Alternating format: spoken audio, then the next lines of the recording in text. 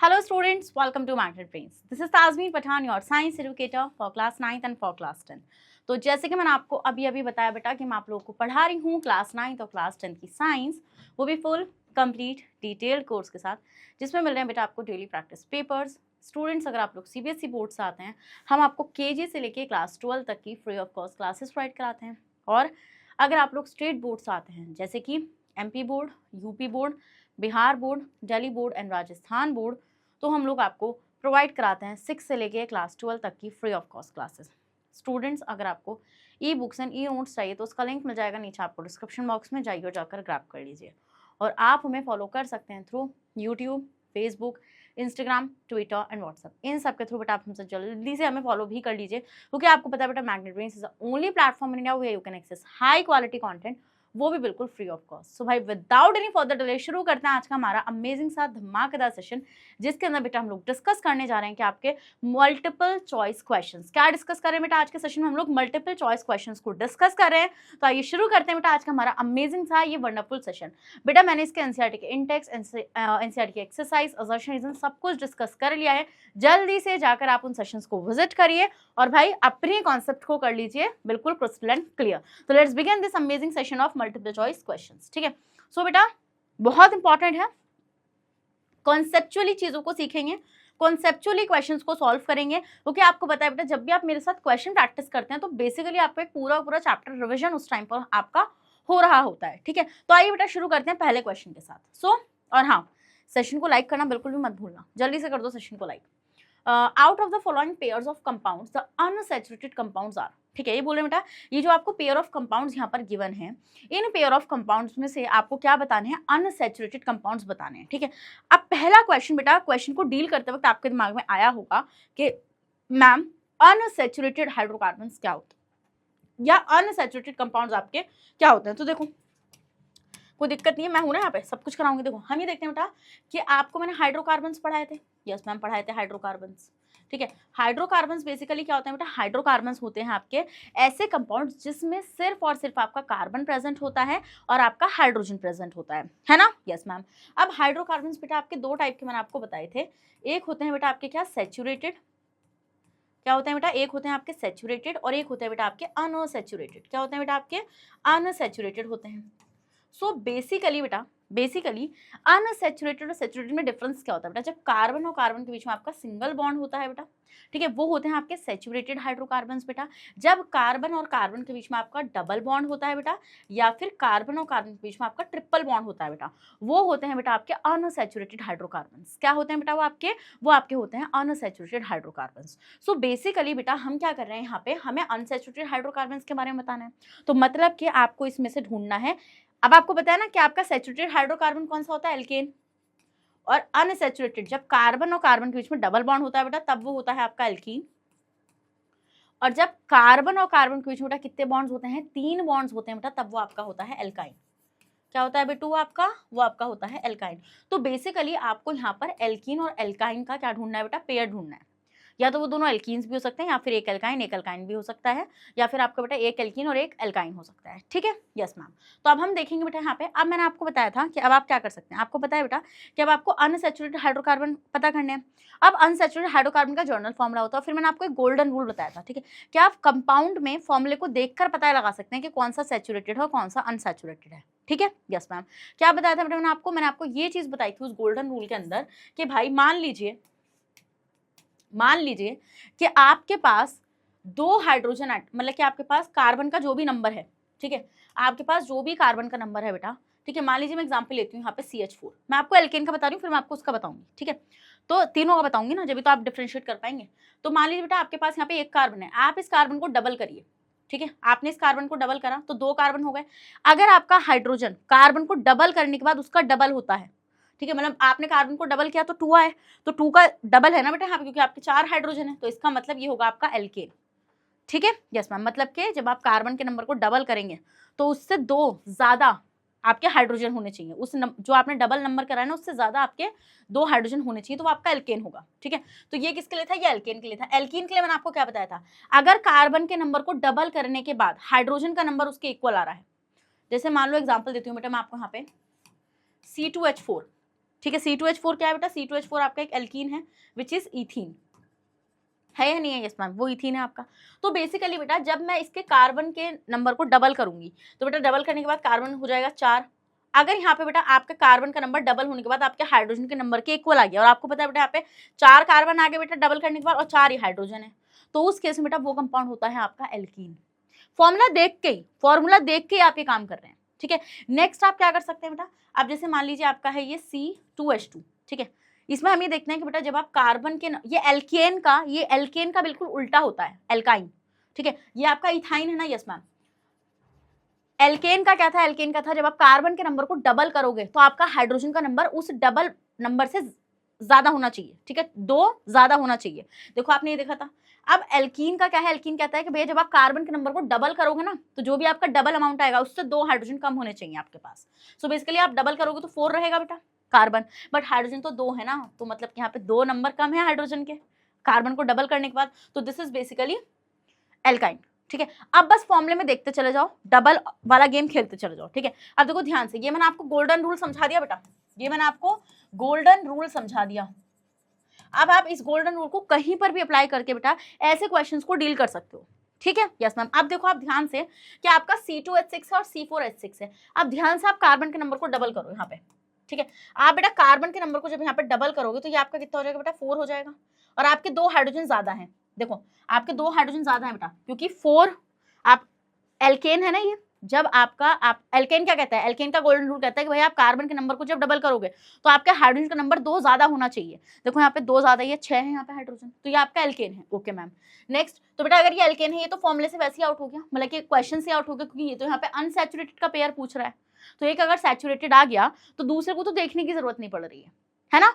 तो A option तो आपका वैसे ही एलिमिनेट हो गया यहाँ से। देखो एलिमिनेशन गेम खेला करो यहाँ पे। नेक्स्ट बेटा आप देखो बी वाले को, तो C6H12, तो देखो आप जब इसको डबल करोगे बेटा तो जब आप डबल करोगे तो 12 और 12, अरे मैम यहाँ पे तो कार्बन का नंबर डबल होने के बाद और हाइड्रोजन के नंबर के इक्वल आ गया, मतलब कि ये तो आपका एल्कीन है। चलो अब एक फैक्टर है कि हम अगला पढ़ सकते हैं यहाँ पे, ठीक है। अब देखो C5H12 को देखो बेटा, जब आप यहाँ पे डबल करोगे तो 10 हो जाएगा, 5 का डबल 10 होगा, तो कार्बन यहाँ पे 10 हो रहे हैं बेटा, बट हाइड्रोजन यहाँ पर 12 हो गए यार, मतलब ये एक एल्केन है, 2 ज्यादा हो गया ना नंबर, है ना। तो मतलब मैम ये भी आपके ऑप्शन से आउट, ए और बी निकाल दिए, ठीक है। अब आते हैं सी और डी पर, चलो सी को पढ़ लेते हैं, ठीक है। सी को अगर आप देखो बेटा यहाँ पे आप देखोगे जब ये आपके C4 है, ठीक है, 4 को आप डबल करो, 4 को आप डबल करोगे तो बेटा कितना आएगा आपका, 8 आएगा, मतलब 4 का जब आप डबल करोगे 4 2 8 हो जाएगा, और हाइड्रोजन है 6, मतलब कि 2 हाइड्रोजन कम है ना। इसका मतलब ये क्या है बेटा, ये जल्दी बताइए, ये है आपका एल्काइन, है ना। Yes ma'am. चलिए मैम, ठीक है, तो आप दूसरा वाला भी पढ़ना पड़ेगा, ठीक है। C6H12, तो जब आप 6 को डबल करोगे तो 12 हो गया यहाँ पे, और 12 कार्बन और 12 ही हाइड्रोजन, है ना। कार्बन को डबल करा तो 12 कार्बन और 12 ही हाइड्रोजन, तो इसका मतलब मैम ये हो गया आपका एल्कीन। तो ये दोनों ही बेटा आपके अनसैचुरेटेड हाइड्रोकार्बन हैं, तो ऑप्शन क्या हो जाएगा बेटा, आपका प्यारा सा ऑप्शन हो जाएगा सी। तो डी को क्या करने की जरूरत है, डी को भी देखोगे ऐसे आएगा, निकल के देख लो डी को। C2H6 से बेटा डबल करोगे तो ये 4 आएगा, और ये डबल हो गया तो एल्केन हो गया, ये भी लिस्ट से बाहर हो गया आपका। तो आंसर क्या होगा बेटा, आपका आंसर आपका हो जाएगा सी। डन। यस मैम, आंसर आपका हो जाएगा सी। स्क्रीनशॉट ले लो जल्दी से बेटा, आप इतने का स्क्रीनशॉट ले लो। ले लिया बेटा आपने इतने का स्क्रीनशॉट, हाँ जी, स्क्रीनशॉट लिया कि नहीं लिया, ले लिया मैम स्क्रीनशॉट। चलिए भाई, चलिए जल्दी से, ले लिया, ओके। कैसा लगा क्वेश्चन सॉल्व करके, तगड़ा क्वेश्चन था मैम, अब तो कैसा भी आ जाए ऐसे उड़ा देंगे रख के। चलो देखो, कुछ क्वेश्चन में बेटा टाइम लगता है, कुछ क्वेश्चन में बिल्कुल टाइम नहीं लगता, तो जहाँ पे टाइम लगता है बेटा, जहाँ पर टाइम लग रहा है तो आप समझ जाइए बेटा वहाँ पे कॉन्सेप्ट है कहीं ना कहीं, है ना। जहाँ कॉन्सेप्ट होता है बेटा वहाँ तो हम टाइम लेंगे ही, है ना। इसलिए आपको ये नहीं सोचना मैम ये तो इतना टफ था, मैम इतने ज़्यादा सोचना पड़ रहा है, बेटा सोचोगे नहीं तो एग्जाम में मार्क्स कहाँ से आएंगे, है ना। चलो, सो नेक्स्ट आता है बेटा question number 2, the property of self combination of the atoms of the same element to form a long chain is known as. बेटा जब आपके जो एटम्स होते हैं, ठीक है, जब सेम एटम्स बेटा क्या, जब आपके सेम एटम्स बेटा एक दूसरे के साथ क्या कर सकते, सेल्फ कॉम्बिनेशन कर करके एक लॉन्ग चेन ऑफ क्या बना लेते हैं बेटा, कंपाउंड बना लेते हैं। इस प्रॉपर्टी को हम लोग क्या बोलते हैं बेटा, इस प्रॉपर्टी को हम लोग बोलते हैं क्या, आपका कैटिनेशन। क्या बोलते हैं बेटा इस प्रॉपर्टी को, कैटिनेशन बोलते हैं। मैंने आपको बताया था बेटा कार्बन की इतनी एक्स्ट्राऑर्डिनरी प्रॉपर्टी होती है बेटा, जिसकी वजह से उसके मल्टीपल कंपाउंड्स एग्जिस्ट करते हैं, क्या, जिसकी वजह से उसके मल्टीपल कंपाउंड्स एग्जिस्ट करते हैं। तो कैटिनेशन इज ए प्रॉपर्टी, और आपको पता है बेटा ये सबके पास नहीं होती, ठीक है। और हम ये देखते हैं बेटा यहाँ पर कि आपका कार्बन की कैटिनेशन वाली जो प्रॉपर्टी है बेटा, यहाँ से जो कंपाउंड्स बनते हैं वो काफी आपके स्टेबल होते हैं, ठीक है। आप मुझे एक क्वेश्चन मेरा आप लोगों से ये है, आप मुझे एक ऐसा एलिमेंट बताइए बेटा जो कार्बन के अलावा कैटिनेशन को शो करता है, जल्दी से। और मुझे ये भी बताइएगा बेटा कि वो कितने नंबर ऑफ कंपाउंड्स तक बना सकता है, और क्या उसके बने हुए कंपाउंड्स स्टेबल होते हैं या नहीं होते हैं, ठीक है। जल्दी से मुझे इसका आंसर आप कमेंट बॉक्स में बताएंगे, तो उसके बाद भाई मुझे लगेगा कि हाँ आप पढ़ रहे हैं, है ना। यस मैम, आप बेटा इसका आंसर लिख लो, कैटिनेशन। यस मैम, कैटिनेशन इसका आंसर हो जाएगा। What a big deal, yes not so big deal. चलिए नेक्स्ट आते हैं क्वेश्चन नंबर 3। बेटा एक अनसैचुरेटेड हाइड्रोकार्बन है having a triple covalent bond, ठीक है। बेटा एक अनसैचुरेटेड हाइड्रोकार्बन है जिसमें आपके ट्रिपल कोवेलेंट बॉन्ड है, ठीक है, okay ma'am. Has a 50 hydrogen atoms in its molecule. क्या है बेटा उसमें आपके 50 हाइड्रोजन एटम्स हैं उसके मॉलिक्यूल के अंदर। So the number of carbon atom in its molecule will be, तो बेटा कितने नंबर ऑफ कार्बन एटम्स उस मॉलिक्यूल के अंदर आपके होने वाले हैं, ठीक है। खुद से एक बार ट्राई करने का कोशिश करिए बेटा, करिए जरा। तो बेटा आप कैसे करोगे इस क्वेश्चन को, देखो इस क्वेश्चन को सिंपल से डील करने का तरीका क्या है। पहले तो आप देखो एक अनसैचुरेटेड हाइड्रोकार्बन है जिसके पास जिसमें 3 कोवेलेंट बॉन्ड हैं। तो बेसिकली ये कौन है बेटा, ये है आपका एल्काइल। कौन है बेटा, ये है आपका एल्काइल, ठीक है मैम। एल्काइन का जर्नल फॉर्मूला क्या होता है बेटा, एल्काइन का जर्नल फॉर्मूला होता है आपका CnH2n-2, ओके मैम। अब ये बोल रहे हैं बेटा इस कंपाउंड के अंदर आपके 50 हाइड्रोजन एटम्स हैं। क्या इस कंपाउंड के अंदर आपके 50 हाइड्रोजन एटम्स हैं, ठीक है। The number of carbon atoms in its molecule will be, तो इस मॉलिक्यूल के अंदर बेटा आपके कितने हाइड्रोजन एटम्स प्रेजेंट होंगे। अब आप कैसे डील करोगे, ठीक है। आपको कितने की मैंने बेटा, आपको नंबर ऑफ हाइड्रोजन एटम्स कितने बेटा, नंबर ऑफ हाइड्रोजन एटम्स है बेटा आपके यहाँ पे 50। आपको फाइंड करना है बेटा नंबर ऑफ कार्बन एटम्स, ठीक है। तो n जो होता है बेटा आपका n is the number of carbon atoms, ठीक है। n क्या होता है बेटा, n होता है आपका कार्बन एटम्स का number. n is what, n is the number of carbon atoms. तो n अगर आपका basically number of carbon atoms बेटा होता है, तो हम यहाँ पे क्या चीज ऑब्जर्व करेंगे, हम लोग यहाँ पे ऑब्जर्व करेंगे कि बेटा आप n फाइंड कर लो। n is the number of मतलब के 1 कार्बन एटम, ठीक है। जितना ये आएगा तो अब क्या करना है, कुछ नहीं करना बेटा, ये 2n-2 है ना, n तो आपको फाइंड ही करना है। तो आप 2n-2 इज इक्वल्स टू कितना, 50 हाइड्रोजन एटम्स। यस, इस क्वेश्चन को ऐसे ही डील करते हैं बेटा, ठीक है।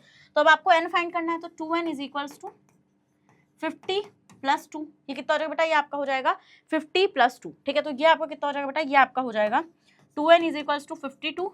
अब n इज इक्वल्स टू 52/2, तो जब आप कैंसिल करेंगे तो 2 2 × 4 एंड 2 6 × 12, तो n कितना आ जाएगा बेटा, n आ जाएगा आपका 26। n तो आपको फाइंड ही करना था ना, है ना। तो n तो आपको फाइंड ही करना था, तो n आपको कितना आ गया 26। मतलब कि नंबर ऑफ कार्बन एटम्स बेटा इस अनसैचुरेटेड मॉलिक्यूल के अंदर जिसके पास आपके ट्रिपल कोवेलेंट बॉन्ड है वो कितना हो जाएगा आपका 26 हो जाएगा। तो answer will be C. Answer क्या हो जाएगा बेटा, आंसर आपका सी हो जाएगा। और अब तो आपको पता ही बेटा आप आराम से इसका फॉर्मूला भी बना सकते हैं कि कंपाउंड कौन सा है, ठीक है। तो कंपाउंड आप कैसे बनाएंगे बेटा, आपको पता है फॉर्मूला होता है CnH2n-2। तो ये आपको गिवन है C26, तो H 2 × 26 - 2, तो ये C26 H 6 2 × 12 1 2 2 रुक जाओ 26 2 ना 6 2 × 12 1 2 2 4 एंड 4 1 52, ठीक है। 52 - 2 तो विच इज C26 H50। देखो आ गया ना H50, हाँ जी आ गया H50। इस तरीके से बेटा कहीं पर भी आपसे बस कुछ नहीं करना बेटा, आपको जर्नल फॉर्मूला वहां पे यूज करना है। क्या बेटा, आपको वहां पर आपको सिंपली जर्नल फॉर्मूला यूज करना है। बहुत ही सिंपल है बेटा इन क्वेश्चंस को डील करना, बहुत ही सिंपल। स्क्रीनशॉट ले लो यार, you can take a screenshot now. चलिए मैम ले लिया screenshot.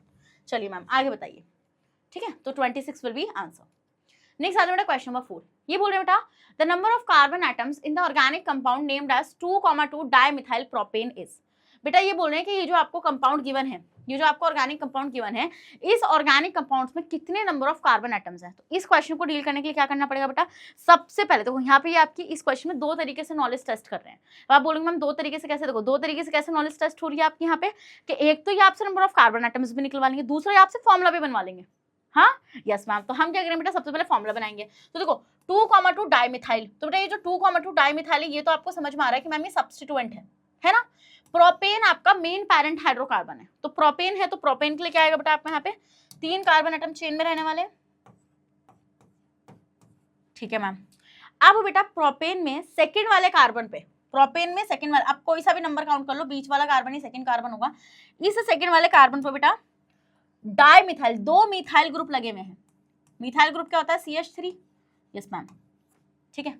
So this is the structure of 2,2 dimethyl propane, ठीक है। अब 2,2 क्यों है बेटा? क्योंकि आपको पता है सेकंड पोजीशन पर 1 2 3 सेकंड पोजीशन पर बेटा आपके 2 मिथाइल ग्रुप है, और आपको पता है बेटा आपको दोनों ही सब्सिक्वेंटली यहाँ पे क्या करनी पड़ेगी? पोजीशन लिखनी पड़ेगी कि भैया कौन सी पोजीशन पर है और कितने हैं। समझ गया वाला पॉइंट? अब यहाँ पे number of carbon atoms count कर लो बेटा। देखो 1 2 3 4 5 कार्बन एटम्स है, मतलब कि 5 नंबर ऑफ कार्बन एटम्स आपके हो जाएंगे इस कंपाउंड में। तो answer will B 5, answer will B 5। समझ गए बेटा ये वाला पॉइंट? यस मैम, हमें ये चीज समझ में आ गई। तो इस तरीके से बेटा आप किसी भी क्वेश्चन में नंबर ऑफ कार्बन एटम्स को फाइंड आउट कर सकते हैं। मैं आपको एक क्वेश्चन देती हूँ बेटा अपनी तरफ से, 3, 3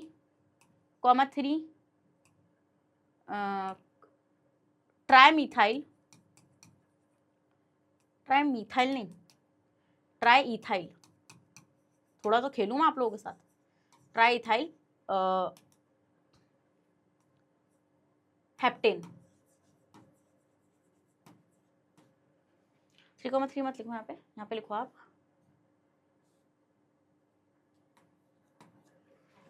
2,3 ट्राईइथाइल हेप्टेन, ठीक है। इसमें आपके कितने नंबर ऑफ कार्बन एटम्स होंगे बेटा? ये बात मेरे को आपको कहाँ पे बतानी है? कमेंट बॉक्स में, ठीक है। कहाँ पर? कमेंट सेक्शन में, कमेंट सेक्शन में बेटा आपको इसका आंसर करना है, ठीक है। कमेंट सेक्शन में इसका आपको आंसर मुझे करना है, ठीक है। तो इससे क्या होगा बेटा? इससे आपकी प्रैक्टिस भी होती चली जाएगी, और भाई कॉन्सेप्ट तो मैं यहाँ पे खड़ी हूँ ना जब तक, तो हिलने नहीं वाला। चलो स्क्रीनशॉट ले लो जल्दी से। Next question, okay. एक सैचुरेटेड हाइड्रोकार्बन है, सैचुरेटेड हाइड्रोकार्बन तो अल्केन ही होते हैं मैम, उसमें 50 हाइड्रोजन्स हैं, तो नंबर ऑफ कार्बन एटम्स बताओ। अरे भाई सेम क्वेश्चन अभी क्या था अनसैचुरेटेड के लिए, अब किसके लिए करेंगे बेटा? एक सैचुरेटेड के लिए करेंगे। अब देखो उसने क्या क्या गिवन है। देखो सबसे पहले आप देखो बेटा, सैचुरेटेड है तो मतलब क्या आपका एल्केन है, सैचुरेटेड है मतलब कि बेटा आपका क्या है? वो आपका है प्यारा सा एल्केन, है ना? यस मैम, तो सैचुरेटेड है तो आपका एल्केन है। अब हम ये चीज ऑब्जर्व करते हैं बेटा कि आपका एल्केन का जर्नल फॉर्मूला होता है CnH2n+2। क्या होता है बेटा जर्नल फॉर्मूला? इसका जर्नल फॉर्मूला होता है आपका CnH2n+2। अब बेसिकली हम लोग यहाँ पे क्या देखते हैं बेटा? आपको क्या फाइंड करना है? आपको फाइंड करना है नंबर ऑफ कार्बन एटम्स। तो विच इज बेसिकली आपको पता है n is the number of carbon atoms, yes ma'am, n is the number of carbon atoms, मतलब एक कार्बन एटम है ना? यस मैम, आप कितने भी हो सकते हैं वो आपके। सो बेसिकली आपको हाइड्रोजन का कितना गिवन है? नंबर ऑफ हाइड्रोजन एटम्स बेटा आपको कितने गिवन है? आपको हाइड्रोजन एटम्स आपको गिवन है बेटा यहाँ पे 50। कितने बेटा? 50 हाइड्रोजन एटम्स यहाँ पर आपको गिवन है। तो बेसिकली दे आर आस्किंग क्या कार्बन एटम्स कितने होंगे, ठीक है। तो आप कैसे करोगे? तो आपको पता है बेटा ये तो आपको फाइंड ही करना है, तो ये आपका रहेगा 2n+2 इज इक्वल्स टू 50, ठीक है। आप कर लो यार सॉल्व, इजी है। सो 2n इज इक्वल्स टू 50 -2, देखो ये प्लस में है तो उधर से जाके माइनस हो जाएगा, तो 2n इज इक्वल्स टू 48। तो 2n क्या हो जाएगा बेटा? 2n किसके इक्वल हो जाएगा? आपका 48 के इक्वल हो जाएगा, विच इज बेसिकली अब आपका 2 यहाँ पे मल्टीप्लाई में है ना इनके साथ, यस मैम, तो वो कहाँ जाएगा बेटा? वो 48 के डिवाइड में जाएगा, अपॉन में चला जाएगा, यस मैम। तो हम इसको कैंसिल आउट करेंगे बेटा, तो 2 2 एंड 2 4, तो आंसर विल बी 24, ठीक है। तो आंसर विल बी 24। अब आपको पता है, अब आप निकाल भी सकते हैं, आपको पता है ना, देखो CnH2n+2 इज द फॉर्मूला, तो n कितना है? 24 आया, H 2 × 24+2, ठीक है। तो C24H ये कितना हो जाएगा बेटा? ये आपका हो जाएगा 48+2, यस मैम, तो ये हो जाएगा आपका C24 और H 50। बेटा इस तरीके से आप क्रॉस चेक भी कर सकते हैं कि भाई मैम आपका n सही आया है नहीं सही आया है, ठीक है। आपका अगर हाइड्रोजन 50 आ गया तो भैया आपके कार्बन तो बिल्कुल सही आए हैं आपके, है ना? स्क्रीनशॉट ले लो बेटा मेरे प्यारे प्यारे स्टूडेंट्स, स्क्रीनशॉट ले लीजिए।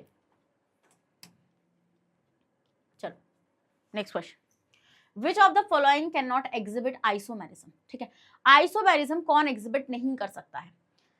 मैम आइसोमर्स क्या होता है? आइसोमेरिज्म क्या होता है? हाँ, ये सवाल किस किस के दिमाग में आया एकदम से? अरे आइसोमेरिज्म, किस किस ने मेरा लेक्चर नहीं देखा? हाँ जी बताइए, किस किस ने आइसोमर वाला मेरा लेक्चर नहीं देखा है? उसके बाद ही आपको ये सवाल आ सकता है, वरना मुझे नहीं लगता ये सवाल आना चाहिए आप लोग को। हाँ, तो बेटा आइसोमेरिज्म या आइसोमर्स, पहले तो आइसोमर्स बता देती हूँ क्या होता है बेटा। ऐसे कंपाउंड्स जिनका स्ट्रक्चरल फॉर्मूला डिफरेंट होता है बट मॉलिक्यूलर फॉर्मूला सेम होता है। आप बोलेंगे ma'am what is this? Yes. अब आप बोलेंगे ऐसा कैसे? बेटा ऐसा इसलिए होता है क्योंकि ऐसा इसलिए होता है क्योंकि आपका जो नंबर ऑफ कार्बन, मतलब कि जो आपका कार्बन है उसका अरेंजमेंट चेंज हो जाता है। क्या?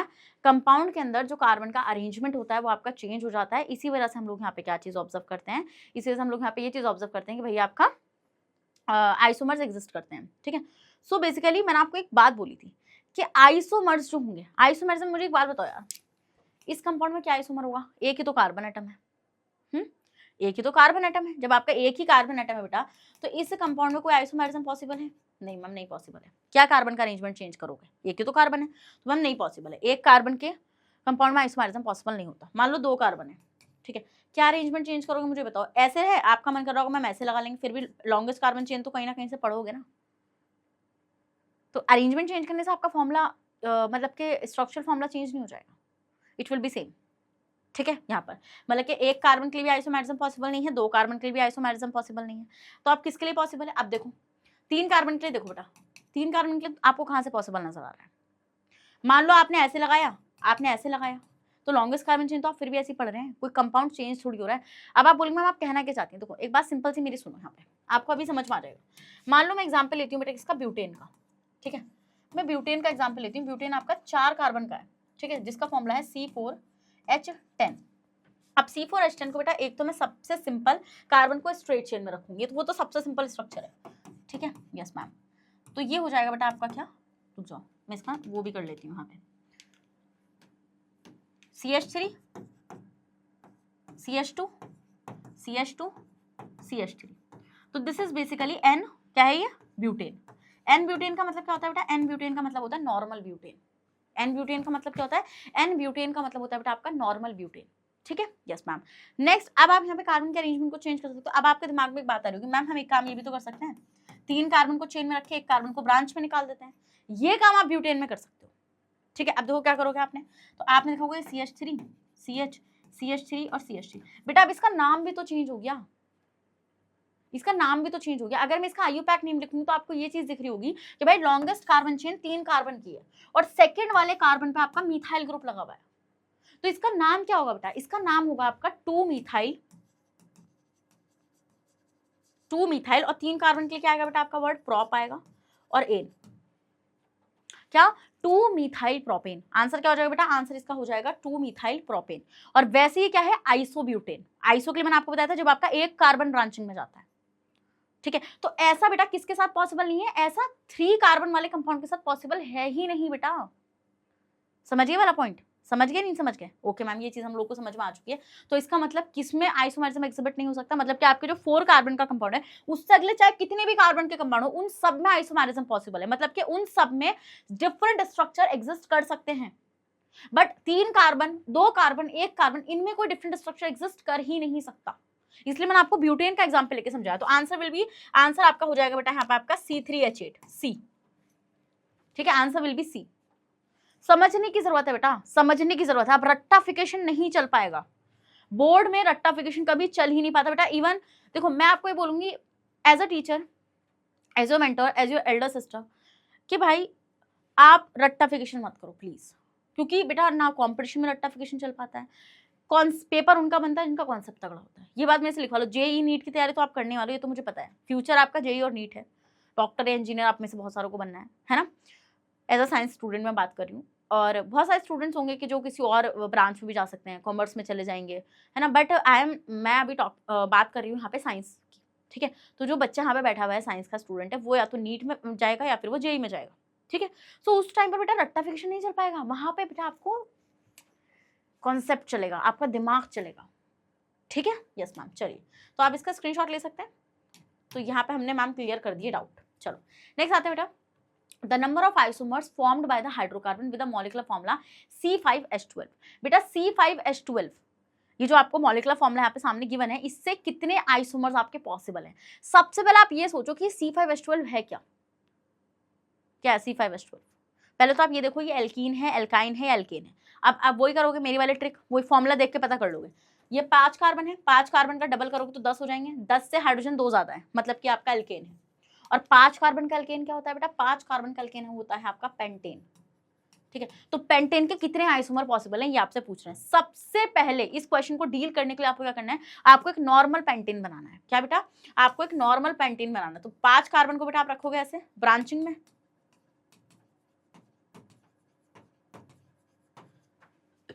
This is N pentane. ये क्या हो जाएगा बेटा, ये हो जाएगा आपका एन पेंटेन। यस मैम, ये हो जाएगा आपका एन पेंटेन। अब बेटा आप क्या करोगे, अब यहाँ पे ध्यान से एक चीज को ऑब्जर्व करो। अब बोलोगे मैम क्या चीज ऑब्जर्व करने, देखो अब यहाँ पे ऑब्जर्व करने वाली चीज क्या है कि अब आप देखोगे कार्बन को आप कैसे चेन से बाहर आउट कर सकते हो। ठीक है, तो आप बोलोगे मैम 4 कार्बन को रखते हैं चेन के अंदर, ठीक है, और 1 कार्बन को बाहर निकाल देते हैं। हमने कहा चलो सही बात है, बंदा सही बोल रहा है। ठीक है, चलो अब एक बात मुझे बताओ, अब चाहे आप कार्बन को इस चेन पे लगाओ, मतलब इस वाले कार्बन पे लगाओ, या आप इस वाले कार्बन को इस वाले कार्बन पे लगाओ, नंबरिंग में पोजीशन कहां पर आएगी, सेकंड वाले कार्बन पे आएगी। तो मर्जी है, इधर लगा लो इधर लगा लो, सेकंड पोजीशन पे कार्बन जाएगा आपका। ठीक है, अब मैं इसको कंप्लीट करूंगी तो CH3 CH2 CH CH3 और CH3।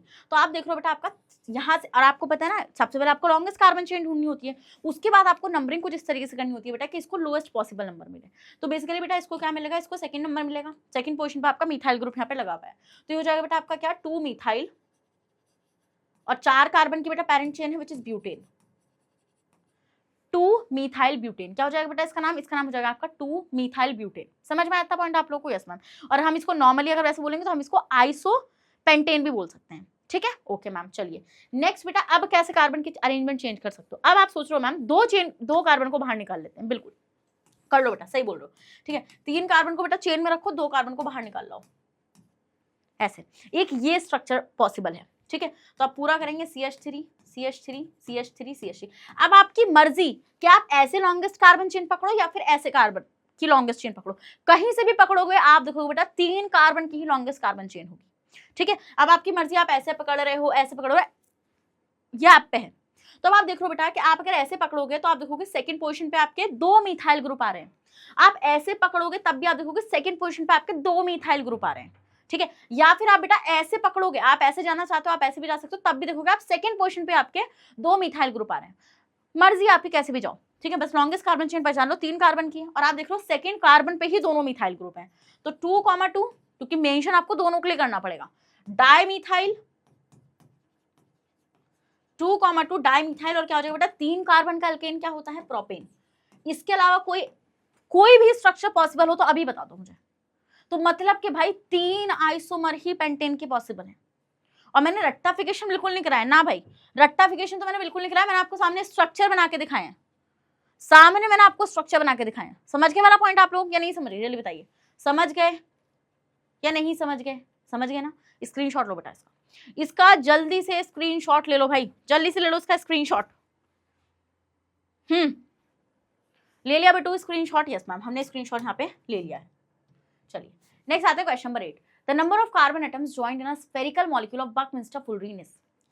बकमिंस्टर फुलरिन बेटा कितने कार्बन एटम्स होते हैं? मैंने आपको सिंपल सी एक बात बोली थी बेटा, C60 बात ही नहीं करनी यार इस पे, तो आगे आपको बताया बेटा Buckminster fullerene is an allotrope of carbon. Allotropes क्या होते हैं बेटा, जब कोई आपका एक एलिमेंट मल्टीपल फिजिकल स्टेट में एग्जिस्ट करता है ना, तो वो आपके एलोट्रॉप्स होते हैं। तो कार्बन के 3 एलोट्रॉप होते हैं, कार्बन 3 फॉर्म में एग्जिस्ट करता है, diamond, graphite and Buckminster fullerene. ठीक है, अब डायमंड और ग्रेफाइट के number of carbon atoms fix नहीं होते हैं बेटा, बट बकमिंस्टर फुलरिन के नंबर ऑफ कार्बन एटम्स क्या होते हैं, फिक्स होते हैं।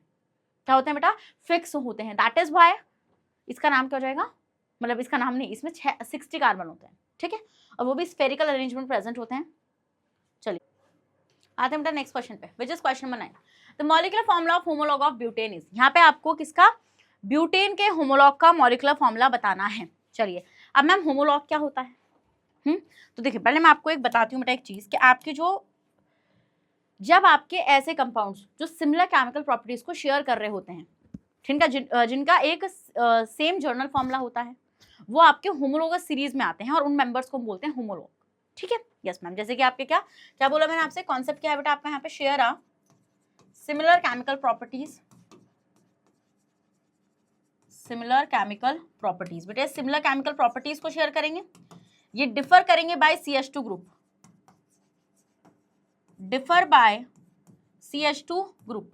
CH4 लिख रही हूँ मैं, देख रहे हो, CH2 ग्रुप, ठीक है। CH2 ग्रुप से बेटा ये आपके डिफर करने वाले हैं, ठीक है। हम ही देखते हैं बेटा इनमें 14 UK मॉलिक्यूलर मास का डिफरेंस होगा, समझ में आया वाला पॉइंट। अब ब्यूटेन जो है बेटा, ब्यूटेन आपका एक एल्केन है, तो जो आपकी होमोलोगस सीरीज होती है एल्केन की, ठीक है, उसका जर्नल फॉर्मूला क्या होता है आपका CnH2n+2, CnH2n+2, ये इसका जर्नल फॉर्मूला होता है होमोलोगस मतलब होमोलोगस सीरीज ऑफ एल्केन, ठीक है। आप देखते हैं बेटा उसमें आप देखोगे जैसे आपका मीथेन फर्स्ट मेंबर हो जाएगा, है ना, इथेन बेटा आपका क्या हो जाएगा, सेकंड मेंबर हो जाएगा, जिसमें आपका प्रोपेन जो होगा बेटा वो आपका थर्ड मेंबर हो जाएगा, ठीक है। और आपका C4H10 ब्यूटेन आपका क्या हो जाएगा बेटा, आपका फोर्थ मेंबर हो जाएगा। फिर C5H12 पेंटेन आपका फिफ्थ मेंबर हो जाएगा। अब बस आपको सिंपल ये बताना है ब्यूटेन का होमोलॉग, ठीक है। और आपको ये चीज पता है बेटा जो आपका यहाँ पे जो डिफरेंस रहता है वो CH2 ग्रुप का डिफरेंस रहता है, ठीक है, यस मैम।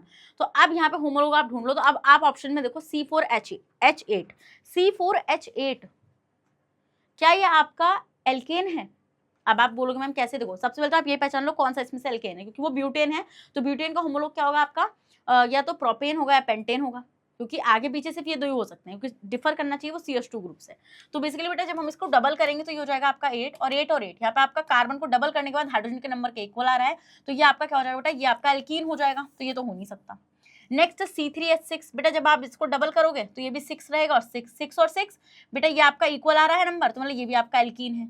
नेक्स्ट वाले को देखोगे C4H6 बेटा आप इसको डबल करोगे तो ये 8 रहेगा, ठीक है, और ये आपका 2 कम आ रहा है, मतलब ये आपका एल्काइन है। बचा क्या आपका D, तो ऑप्शन D होगा। अब आप ऑप्शन D को देखो C3H8, ठीक है, C3H8 बेटा आपका क्या है, C3H8 है आपका प्रोपेन।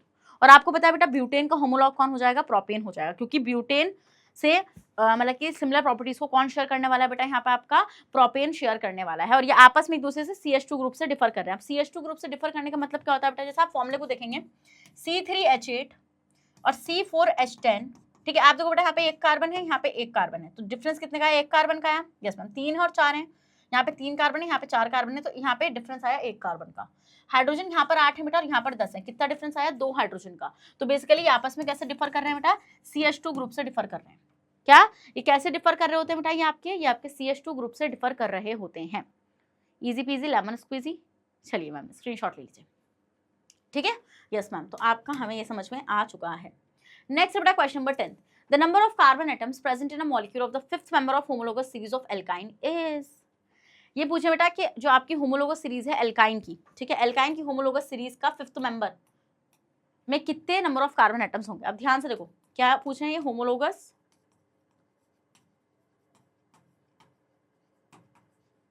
सीरीज ऑफ, क्या होमोलोगस सीरीज ऑफ एल्काइन, ठीक है। तो आपको ये चीज पता है बेटा एल्काइन जो है वो हमेशा 2 कार्बन से शुरू होगा, मतलब कि उसका जो पहला मेंबर होगा वो आपका 2 कार्बन का ही होने वाला है ना, यस मैम। तो हम ये देखेंगे बेटा अब आपका जो first member, second member, third member, fourth member, fifth member, क्योंकि हमसे फिफ्थ मेंबर तक की बात कर रहे हैं बेटा, इसलिए हम लोग इससे नीचे नहीं जाएंगे।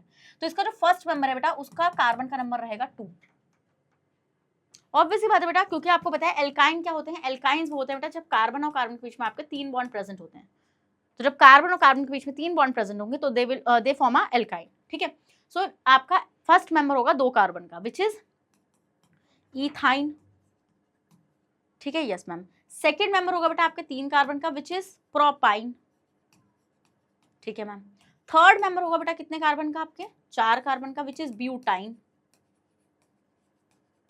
फिर आपका फोर्थ मेंबर होगा बेटा 5 कार्बन का, विच इज पेंटाइन,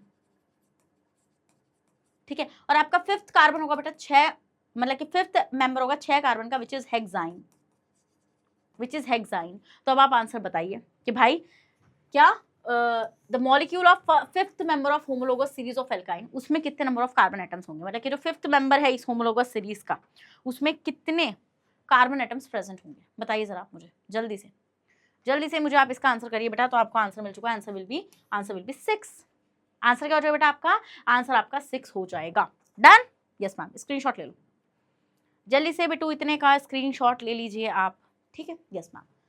तो भाई इसके तो एमसीक्यू भी काफी कॉन्सेप्चुअल है, मजा तो आ रहा है, हाँ मजा तो आ रहा है। Next, the functional group which always occur in the middle of the carbon chain, वो कौन सा फंक्शनल ग्रुप होता है बेटा जो कार्बन चेन की मिडल में प्रेजेंट होता है, हमेशा एंड में नहीं होगा वो, ठीक है। तो मैंने आपको क्या बताया बेटा, यहाँ पे ऑप्शंस पढ़ते हैं, alcohol group, aldehyde group, carboxyl group, ketone group. तो मैंने आपको बताया था बेटा आपका एल्डिहाइड ग्रुप कौन सा होता है, OH, ठीक है, तो ये तो आपका कहीं पे भी आप लगा लो उसको, कोई दिक्कत की बात है नहीं। ऐसे एग्जाम्पल भी ले लो बेटा आप यहाँ पे, क्या CH3 CH2OH, तो एंड में लगा लो, तो एंड में लग जाता है आपका, ठीक है। बट ये पूछ रहे हैं जो मिडिल में होगा आपके, ये उसके बारे में पूछ रहे हैं। नेक्स्ट एल्डिहाइड ग्रुप क्या होता है बेटा, CHO ग्रुप होता है, और ये तो आपका कहाँ पे लगता है, बिल्कुल बेटा आपके एंड में ही लगता है। किसमें बेटा, आपके एंड में लगता है, जैसे HCHO एग्जाम्पल ले लो बेटा आप, क्या या CH3 CHO, ठीक है, yes ma'am. Next carboxyl group, और नेक्स्ट बेटा आपका क्या हो जाएगा, कीटोन ग्रुप। तो आंसर क्या हो जाएगा बेटा, आंसर आपका हो जाएगा कीटोन ग्रुप। मैंने आपको ये चीज बताई भी थी बेटा कि आपका जो कीटोन ग्रुप होगा बेटा, ठीक है, वो हमेशा आपका कार्बन की मिडिल चेन में एग्जिस्ट करेगा, और उसके साइड में क्या रहेंगे बेटा, आपके एल्काइल ग्रुप प्रेजेंट रहेंगे, ठीक है। तो हम ये भी मैंने आपको ये चीज भी बताई थी बेटा कि कीटोन का जो पहला मेंबर होता है, क्या कीटोन का जो आपका पहला मेंबर होता है बेटा, वो 3 कार्बन का होता है, मतलब कि कीटोन का पहला मेंबर ही प्रोपेनॉन है। कौन है बेटा, कीटोन का पहला मेंबर ही क्या हो जाएगा, आपका प्रोपेनॉन हो जाएगा। समझ गए इतना पॉइंट आप लोग? यस मैम, ये चीज हम लोग समझ गए, स्क्रीनशॉट ले लो। तो आंसर आपको मिल चुका है बेटा, वो हो जाएगा आपका कीटोन, ठीक है। पूछ लेते हैं ये लोग तो इंपॉर्टेंट है। नेक्स्ट आते बेटा आपका क्या था, molecular formula of some organic compounds are given below, ठीक है। कुछ ऑर्गेनिक कंपाउंड्स का बेटा मॉलिक्यूलर फॉर्मूला आपको नीचे गिवन है। आप which of these compounds contain in aldehyde group, इनमें से कौन सा बेटा ऐसा कंपाउंड है इसमें एल्डिहाइड ग्रुप प्रेजेंट होगा। देखो इस वाले को तो बाहर ही निकाल के फेंको, क्योंकि ये तो आपका हेलो एल्केन है, दूर से देखने में नजर आ रहा है मैम क्लोरीन लगा हुआ है, अरे मैम ये तो हेलो एल्केन है ना, वो तो आपका हो ही नहीं सकता। तो अब जो बच रहे हैं बेटा आपके ऊपर के 3, उन 3 ऑप्शंस को देखो और बताओ कौन सा होगा उसमें से एल्डिहाइड। अब आप बोलोगे मैम कैसे बता दूं यार, सब तो सेम ही लग रहे हैं मुझे। C3H आपका क्या हो जाएगा, C3H8 हो जाएगा, C3H6O2 C3H6O, मैम होगा कौन सा, होगा कौन सा? मैंने आपको एक जर्नल फॉर्मूला बताया था, अगर याद हो तो, एल्डिहाइड और कीटोन्स के लिए। क्या मैंने आपको बेटा एल्डिहाइड और कीटोन्स के लिए जर्नल फॉर्मूला बताया था? वो जर्नल फॉर्मूला क्या था, CnH2NO। बताया था नहीं बताया था? यस मैम बताया था आप लोगों ने। तो बस उठाओ और लगाओ, ठीक है। तो अब देखो बेटा आपको N यहाँ पे 3 ही गिवन है, तो कोई दिक्कत की बात ही नहीं है ना, फॉर्मूले में डालो ना CnH2NO, तो which is basically C3H2 into 3O, तो विच इज C3H6O। क्या हो जाएगा बेटा आपका आंसर? आपका आंसर हो जाएगा C3H6O। अरे क्यों ही इतनी लोड लेना है, नहीं लेना लोड इतना ज्यादा, ठीक है। सिंपल देखो बेटा आपसे क्या पूछ रहा है वो, आप देखो अब आप फॉर्मूले में ये चीज ऑब्जर्व कर रहे होंगे कि भाई इतनी आसानी से तो छोड़ेगा नहीं तुम्हें, हाँ यस मैम। सो बेसिकली आपसे पूछा था कि इसमें से कौन सा आपका क्या है बेटा, आपका कौन सा है, मतलब कि एल्डिहाइड है। तो एल्डिहाइड के लिए आपको जर्नल फॉर्मूला, ये बेटा this is the journal formula for both aldehyde and ketone, ठीक है। ये एल्डिहाइड एंड कीटोन दोनों के लिए जर्नल फॉर्मूला होता है। Easy peasy lemon squeezy. चलिए जब इस फॉर्म में मिलेगा बेटा तब आपको कौन सा फॉर्मूला यूज करना है, आपको फॉर्मूला यूज करना है CnH2NO, ठीक है। समझ में आ रहा पॉइंट आप लोगों को? बट अगर आपको मैं बताऊं कि एक जर्नल फॉर्मूला जो खुद का सिर्फ एल्डिहाइड का होता है वो होता है CnH2n+1 CHO, ठीक है। ओके मैम, चलिए सो नेक्स्ट आते हैं आपका question number 13, the organic compounds which are isomeric with one another, ठीक है। बेटा कौन से ऐसे ऑर्गेनिक कंपाउंड्स होते हैं बेटा जो एक दूसरे के आइसोमेरिक होते हैं? आइसोमर्स आपको पता है ना, आइसोमर्स क्या होंगे बेटा आपके, आइसोमर्स क्या होंगे, जिनका सेम मॉलिक्यूलर फॉर्मूला होगा बट जिनका डिफरेंट स्ट्रक्चरल फॉर्मूला होगा। बेटा आंसर हो जाएगा आपका एल्डिहाइड एंड कीटोन्स। अरे यार अभी अभी पीछे क्या बताया, एक जर्नल फॉर्मूला जो शेयर कर रहे हैं, जो एक जर्नल मॉलिक्यूलर फॉर्मूला को शेयर कर रहे हैं बेटा, तो उनका वो तो आइसोमर्स है ना एक दूसरे के, हाँ, जिनका मॉलिक्यूलर फॉर्मूला सेम होगा बट उनका स्ट्रक्चरल फॉर्मूला डिफरेंट होगा। एग्जाम्पल दूं, चलो आपको मैं एग्जाम्पल देती हूँ यहाँ पे, एक प्रोपेनल और प्रोपेनॉन का, ठीक है। देखो बेटा ये दोनों आपस में एक दूसरे के आइसोमर होंगे, कैसे? देखो अब इसका फॉर्मूले को अगर आप देखोगे, आप जर्नल फॉर्मूले से निकालोगे ना CnH2NO वाला निकालोगे, तो इनका मॉलिक्यूलर फॉर्मूला सेम आएगा निकल के दोनों का, बट इनका स्ट्रक्चर फॉर्मूला देखो, देखो प्रोपेनल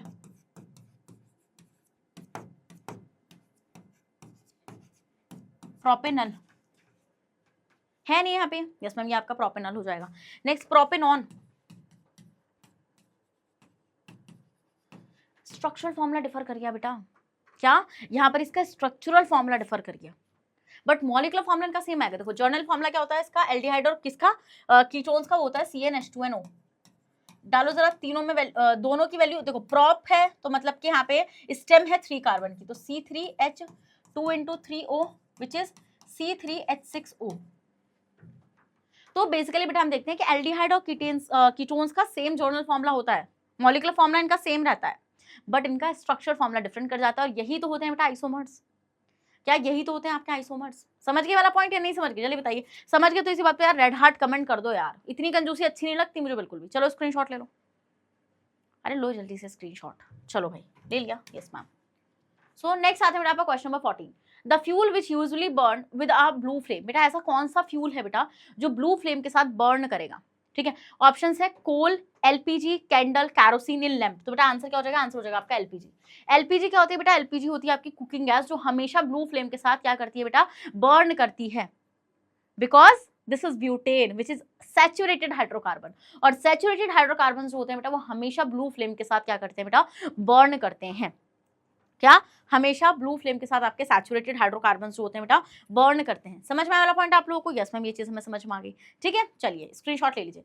अब आप बोलेंगे मैम ब्लू फ्लेम क्या, देखो हम ये देखते हैं बेटा कि जब आपके कंपाउंड को क्या बेटा, आपके ऑर्गेनिक कंपाउंड, आपके कार्बन कंपाउंड को सही अमाउंट, सही सप्लाई ऑफ ऑक्सीजन प्रोवाइड होगा बेटा, तो वो कंप्लीटली बर्न कर जाएंगे, मतलब कि उनका कंप्लीट कंबशन हो जाएगा एंड वो प्रोड्यूस करेंगे ब्लू फ्लेम। क्या प्रोड्यूस करेंगे बेटा, वो ब्लू फ्लेम प्रोड्यूस करेंगे, जो क्या नहीं करता बेटा, जो बिल्कुल भी पॉल्यूशन नहीं करता है। समझ गए वाला पॉइंट? Yes ma'am. नेक्स्ट आते हैं बेटा question number 15। Butanone is a 4 carbon compound having the functional group. Butanone जो है बेटा वो एक आपके 4 कार्बन का कंपाउंड है जिसमें कौन सा फंक्शनल ग्रुप प्रेजेंट होगा। अब ब्यूटेनॉन, ध्यान से देखो बेटा, कंपाउंड क्या है, कंपाउंड है आपका ब्यूटेनॉन, ठीक है। तो ब्यूटेनॉन मतलब कि 4 कार्बन, ऑन मतलब कि ये क्या है बेटा आपका, ये है मैम हमारा कीटोन, है ना। तो कौन सा ग्रुप प्रेजेंट होगा बेटा आपका यहाँ पे, CO ग्रुप। क्या बेटा आपका CO ग्रुप, या तो आप ऐसे लिख सकते हो उसको या फिर आप इसको ऐसे लिख सकते हो, इट्स योर विश, ठीक है। So this is ketonic group, ठीक है। तो ब्यूटेनॉन में क्या प्रेजेंट होगा बेटा आपका, functional group ketone group present होगा। यार देखो ना नाम में ही ब्यूटेनॉन, ऑन है ना। चलिए स्क्रीनशॉट लीजिए, जल्दी से स्क्रीनशॉट। नेक्स्ट आते हैं बेटा आपका question number 16। The molecular formula of the third member of the homologous series of ketones is, ठीक है। मॉलिकुलर फॉर्मूला पूछ रहे हैं बेटा थर्ड मेंबर का of the homologous series of ketones. आपको ये चीज अच्छे से पता है बेटा, कीटोन का पहला मेंबर होता है प्रोपेनॉन, दूसरा होता है ब्यूटेनॉन, तीसरा होता है आपका पेंटेनॉन, चौथा होता है आपका हेक्सेनॉन। और कीटोन का फॉर्मूला क्या होता है बेटा, कीटोन का फॉर्मूला होता है आपका CnH2nO, ठीक है। ये क्या बोल रहे हैं, थर्ड मेंबर। तो सबसे पहले आपको ये चीज पता होनी चाहिए बेटा, यहाँ पर ये इसका जर्नल फॉर्मूला हो गया कि यहाँ पे जो आपका फर्स्ट मेंबर होता है ना कीटोन होमोलोगस सीरीज का, मतलब जो कीटोन की होमोलोगस सीरीज होती है बेटा उसका जो फर्स्ट मेंबर होता है, फर्स्ट, सेकंड, थर्ड, फोर्थ, कितने का पूछे, थर्ड वाले का पूछ रहे हैं, तो फर्स्ट वाले मेंबर का N ही 3 होता है। मैंने आपको ये चीज बताई थी बेटा, लेस देन 3 कार्बन का कोई भी कीटोन एग्जिस्ट नहीं करता है, लेस देन 3 कार्बन का कोई भी कीटोन आपका एग्जिस्ट नहीं करता है। सेकंड वाले के लिए हो जाएगा बेटा 4, थर्ड वाले के लिए हो जाएगा बेटा 5th, और फोर्थ वाले के लिए हो जाएगा आपका कितना बेटा 6th, ठीक है। तो ये बोल रहे हैं बेटा third member of homologous series of ketone, तो N की वैल्यू क्या हो जाएगी 5 हो जाएगी। आप इसमें डालेंगे बेटा इस फॉर्मूले के अंदर तो C5 है ना, yes ma'am, C5H2 into 5O, तो विच इज बेसिकली C5H10O, एक ही दिख रहा है बेटा 5 वाला तो हमें, तो answer will B C।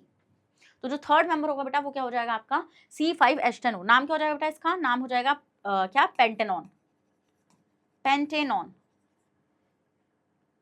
Easy peasy lemon squeezy. चलो देख लो, आप कर भी सकते हो बेटा, यहाँ पे स्ट्रक्चर भी बना लो।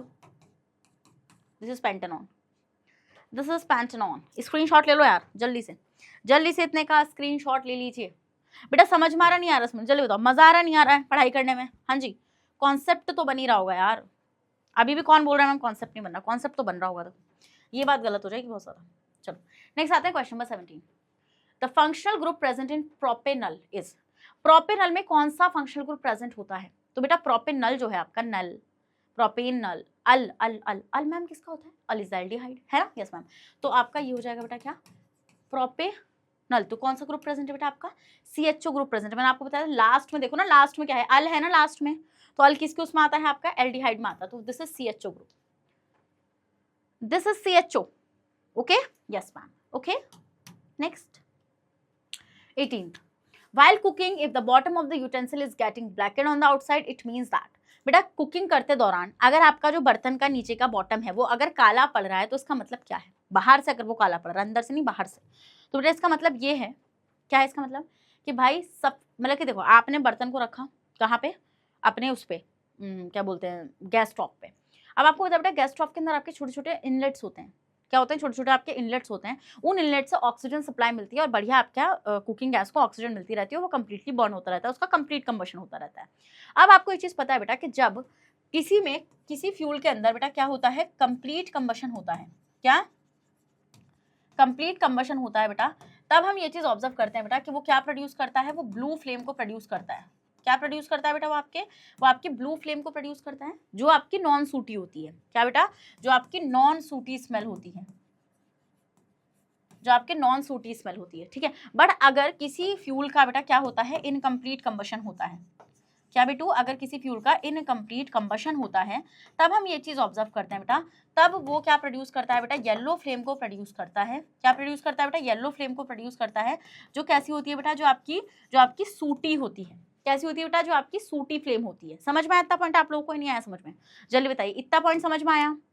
ठीक है। तो अब जो आपका बर्तन है बेटा वो नीचे से काला अगर पड़ रहा है तो इसका मतलब क्या है? आपका जो फ्यूल है वो कंप्लीटली बर्न हुआ ही नहीं है, उसका इनकम्प्लीट कंबशन हुआ है। कंबशन का मतलब बर्निंग होता है ना, मतलब कि उसको इनकम्प्लीट अभी बर्न हुआ है। So answer will be B, the fuel is not burning completely. ठीक है। देखो इन्होंने कितने मतलब कि किस लेवल तक के ऑप्शंस बनाते हैं जो बिल्कुल लगते हैं ऐसे कि भाई food is not cooked properly, मतलब कंप्लीटली आपका खाना नहीं पका। खाना नहीं पका तो बर्तन क्यों काला हो रहा है? बर्तन को क्यों इतना बुरा लग रहा है? नेक्स्ट, फ्यूल इज वेट, बेटा गीला नहीं था। गीला होता तो इग्नाइट हो जाता क्या फ्यूल? ठीक है। फ्यूल इज बर्निंग कंप्लीटली, बेटा फ्यूल अगर बर्न करता तो बर्तन काला ही क्यों होता है ना? बर्तन काला ही इसलिए हुआ है, बर्तन को बुरा ही इसलिए लग रहा है कि फ्यूल बर्न नहीं हुआ, इसी दुख में वो काला हो गया। इसी दुख में क्या हो गया बेटा? वो आपका काला हो गया। स्क्रीनशॉट लो जल्दी से, आप इतने का स्क्रीनशॉट ले लीजिए, जल्दी से लीजिए, फिर नेक्स्ट क्वेश्चन पे मूव करते हैं। चलिए ठीक है। नेक्स्ट बेटा question number 19, when ethanol is heated with alkaline potassium permanganate solution. Ma'am ये क्या है? चक्कर आ रहे हैं। कुछ चक्कर आने की जरूरत नहीं, वापस आओ, चक्कर आने की किसी को जरूरत नहीं है। आप देखो ध्यान से एक चीज ऑब्जर्व करो, इथेनॉल, इथेनॉल क्या होता है आपका? C2H5OH, this is ethanol. Yes ma'am this is ethanol. इसको आपने हीट किया, वो भी किसकी उसमें प्रेजेंस में, मतलब हीट प्रेजेंस करूँ, हाँ मतलब साथ में एल्कलाइन KMnO4 है ना, एल्कलाइन KMnO4 की प्रेजेंस में आपने इसको हीट किया। It gets converted into ethanoic acid. बेटा ये किस में कन्वर्ट हो गया? ये आपका इथेनॉइक एसिड में कन्वर्ट हो गया। हो गया नहीं हो गया? यस मैम ये इथेनॉइक एसिड में आपका कन्वर्ट हो गया। तो बेसिकली इथेनॉइक एसिड क्या होता है बेटा? इथेनॉइक, अब आपको पता है बेटा, देखो ये हुआ कैसे, हमें लिखते हैं जो आपका एल्कलाइन KMnO4 है बेटा, ये क्या होता है बेटा? ये आपका स्ट्रॉन्ग ऑक्सीडाइजिंग एजेंट होता है।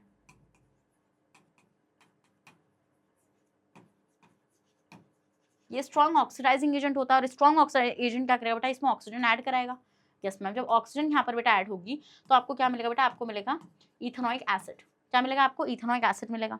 ठीक है, मिलेगा नहीं मिलेगा यहाँ पे? तो ये बोल रहे हैं बेटा alkaline, in this reaction alkaline potassium permanganate act as. तो बेटा इस केस में आपने देखा इथेनॉल से इथेनॉइक एसिड अगर आपको मिल रहा है बेटा, तो इथेनॉल का क्या हो रहा है? ऑक्सीडेशन हो रहा है। क्या हो रहा है बेटा? इथेनॉल का आपका ऑक्सीडेशन हो रहा है। ठीक है, यस मैम, यस मैम, ये चीज हमें समझ में आ गई।